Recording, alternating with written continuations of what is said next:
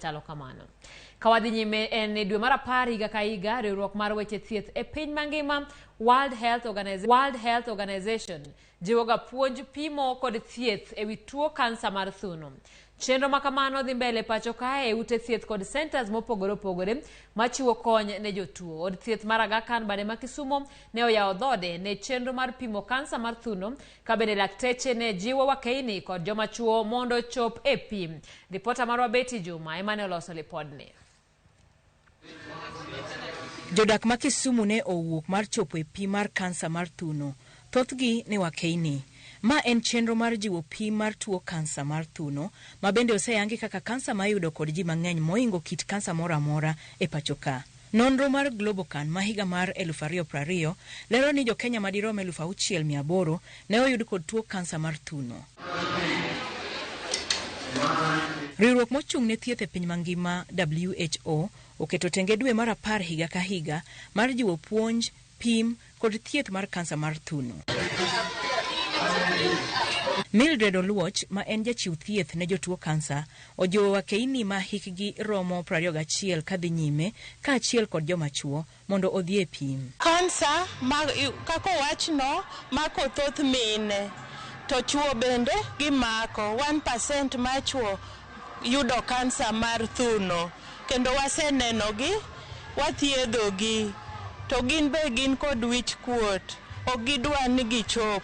Emomiyo okang' makama ne wakawo ni ji duto, obed chuo, obed mine gi nyiri machakre higni 21 mondo gichop oko, mondo wang'igi nono.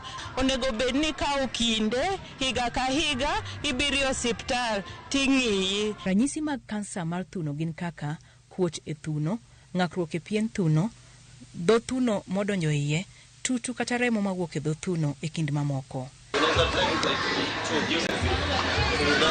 Laktar Alfred Mayani wacho ni thoe maluore kod tuo kansa mar thuno osebedo ka medore e pachoka. Breast cancer is the commonest worldwide and in our country. In our country it is followed by cervical cancer.